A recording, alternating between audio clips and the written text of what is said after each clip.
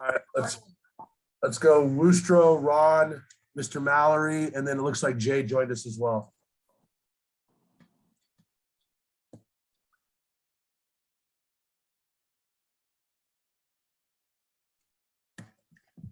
I think we lost Woostro. Yeah, we did. He's coming back. Hold on. Left us. So excited the Lions got a victory. All right. All right, John, you back? Yeah, sorry, I accidentally hit the leave button. That's all right. All right. So, We're gonna go I guess. John. All right, Davis. Just first of all, thoughts on playing in a bowl game. I know first one for you. What's the excitement level for you like that? Yeah, I mean, a football career is so short. You only get so many games, and to have an extra opportunity to go play is something I'm looking forward to. What have your teammates who have been in bowl games before? What have they told you about the experience? Yeah, it's a fun opportunity.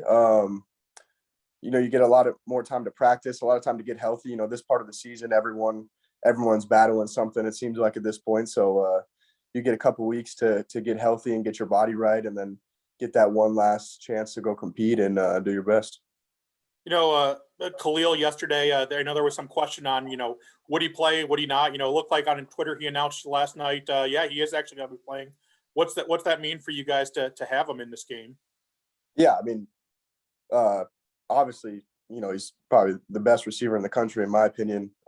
But that just shows what type of guy he is, and that, this game in the grand scheme of things doesn't mean a whole lot. But the fact that he's willing to go out there and compete and put his body on the line for our team says everything about the type of guy he is.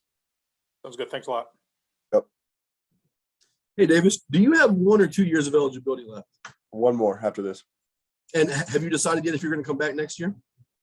I believe so, but we'll see. For sure. So just thinking back on this past year, what's it been like kind of coming to a new place and learning a new system and just kind of ingratiating yourself in this program? Yeah, that's a big reason I came here, was to learn a new system and learn from a different set of coaches, and it's been a great opportunity and a great experience, and I'm excited to hopefully take the next step next year and continue on that growth. And your dad's living in Idaho now, right? Yep, he just moved out. So I'm guessing that you're getting to spend a lot more time with him these days, maybe get a little more coaching sessions with him these days. What's that been like for you? It's been great. When I was in Portland, my parents were in Florida and Georgia, so that was 2,500 miles away. So, it means a lot to have them right down the street and to be able to see them, like every other day, and get dinner with them and have my dad around and talk ball with them and just have my parents close. Do you guys kind of get texts or calls from your dads after most games? I mean, do you guys kind of break down film together and stuff? They'll wait for me after the game, and they'll give me a ride home, and we'll kind of talk about the game, and then he'll watch the game back and tell me some of his thoughts and what he thought I could have done better. So yeah, it's a big help. So looking at this offense, how do you feel like your skill set fits in this scheme, and how do you feel like your role is going to maybe change or grow next year? Yeah, I think I try to be a well-rounded player. So I think my ability to block in the run game, and then just be a reliable guy that you always know is going to be at the right spot at the right time, and use my knowledge of the game to sit in the right spots, and then be explosive to take advantage of one-on-one matchups. So I think that all kind of plays into the offense. And next year with Shaq gone, that's a lot of catches and yards and touchdowns that are left out of the offense. So it's going to be a group effort to pick up where he left off. And last one for me, you've mentioned earlier that your ultimate goal is to be a coach one day. But the last couple of years, you've certainly seen some coaches navigate some difficult situations. What do you feel like you've learned the last couple of years that you think is going to serve you in your future career? Yeah, I think just being yourself is always going to pay off in the end, and just trusting the process, because the coaching profession, as you guys have seen the past probably 2 weeks in college football, it's been a whirlwind. And if you get caught up in the wrong things, it'll be a long career for you. And if you just stay true to yourself and do the right things and do your best in the role you're in, then everything else will take care of itself. Thanks, man. Thank you. Davis, it's been documented. This is your first bowl game. Your dad was 4-2 in these games. So you've been to bowl games before. You were a little kid running around probably. What are Yeah. your fondest memories of being at a bowl game? Oh, I think my my last one was in the Aloha Bowl in Hawaii. His last game at Arizona State. I was a little kid, so I remember the stuff that probably nobody else remembers. As far as we got to fly first class on that one, so I was pretty pumped up about being in a big seat and having a lot of candy up there. And then the hospitality room had like pizza and candy and stuff. So those were like, I think I'm just fat, but I just remember the food and snacks and running around with my siblings and having fun. Davis, what has Coach Avalos told you about kind of the policy or moving forward with you? And obviously Kurt Rafdal's in the same scenario of you guys do have an extra year of eligibility about being able to stay with this program. Do you know how that's going to work? I don't know exactly how it works. That one is above my pay grade, so you'll have to ask him. Could you, we all know you want to be a coach. I mean, if you get a sweet GA offer or something does happen in coaching this off season that you think, heck, I don't want to pass that up. Could that get in the way possibly, or how could that get in the way, Davis, of you coming back and finishing playing career versus starting your coaching career? No, the game of football is too special. Playing the game is too special, and I'm a big believer that the best way for me to learn and get experience is what I'm doing right now and playing. So I'm going to put off coaching as long as I can. I want to play as long as possible. What do you know about Barstool Sports? You a fan of those guys? Yeah, no, I love, those guys are hilarious. Listen to Part of My Take a bunch, and the pizza reviews, I've seen it all. So excited for what they might have in store down there. Did you develop a relationship with Khalil's brother? He plays at Portland State. Is he a true freshman, or did he redshirt when you were a player there? He's a true freshman, but I helped host him on his official visit. So got to build a little bit of a relationship with him, and then I was gone once he got there. But all my buddies back in Portland are really impressed. He had a great year. Obviously, I was checking in on those guys to see how they're doing. He had a really good year. Appreciate you, man. Yeah, appreciate you. What's up, Davis? How we doing, man? Good. How are you? I'm good, thanks. Davis, you said that in your opinion, Khalil Shakir is the best wide receiver in the country. What makes him, in your mind, the best wide receiver in the country? Yeah, I think a lot of people get caught up in people's frame, their size, their speed, and I think Shaq has a speed at the highest level, but what he does with the ball in his hands is second to none.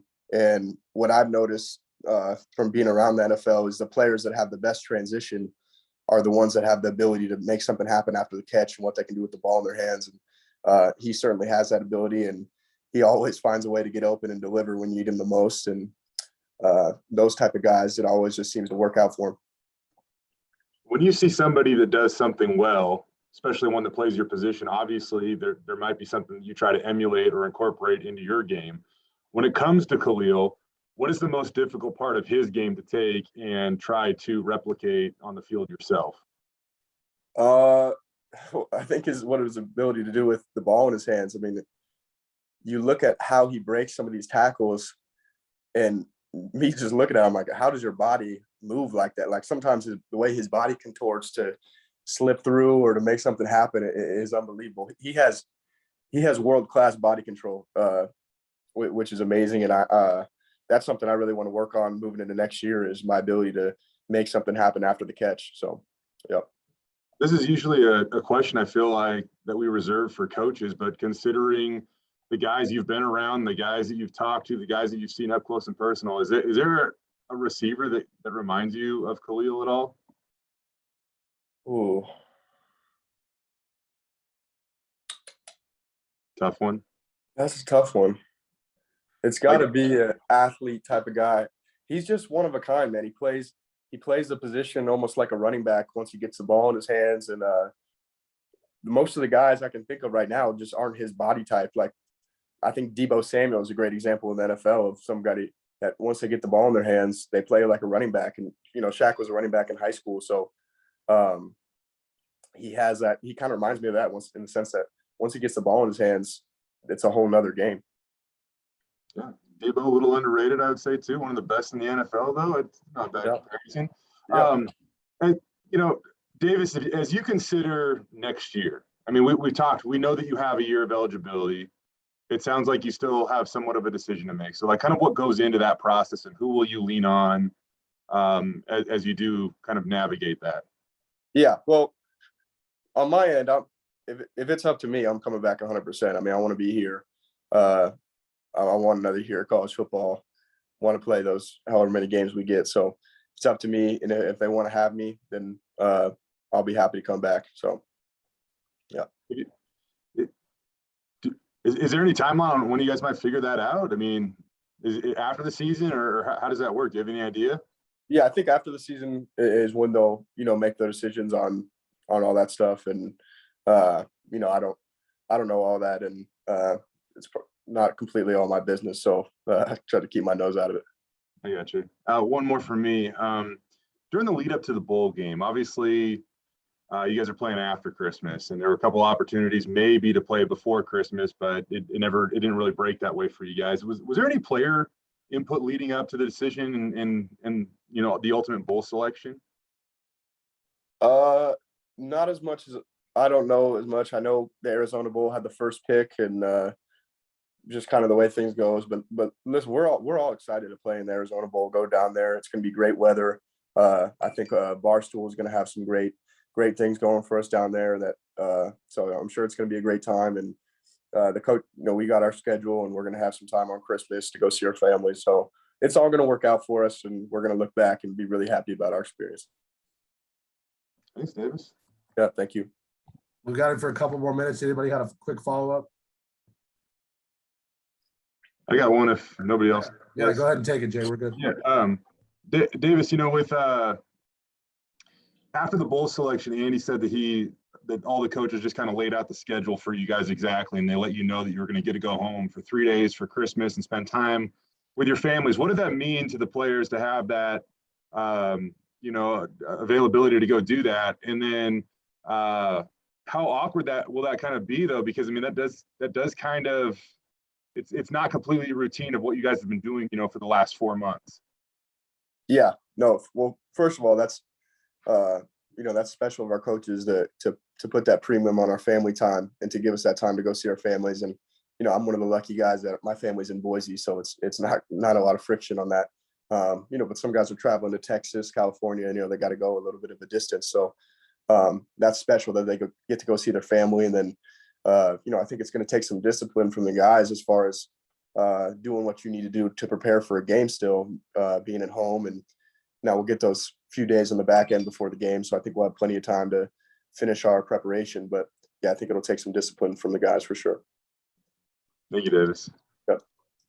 Davis, if your dad called you and said, "Son, I think I'm trying to get back into coaching," what do you say? What would you tell your dad? I tell him you better wait a year because I got 13 more games to play at Boise State. All right. Appreciate you. Your dad seems way too happy and relaxed for that, Davis. Exactly. Yeah, he's too happy. He doesn't want to take a job. Davis, appreciate the time. Thanks very much, and we'll see you at the bowl game. Yep. Thanks, guys. Have a good one. Thanks, Davis.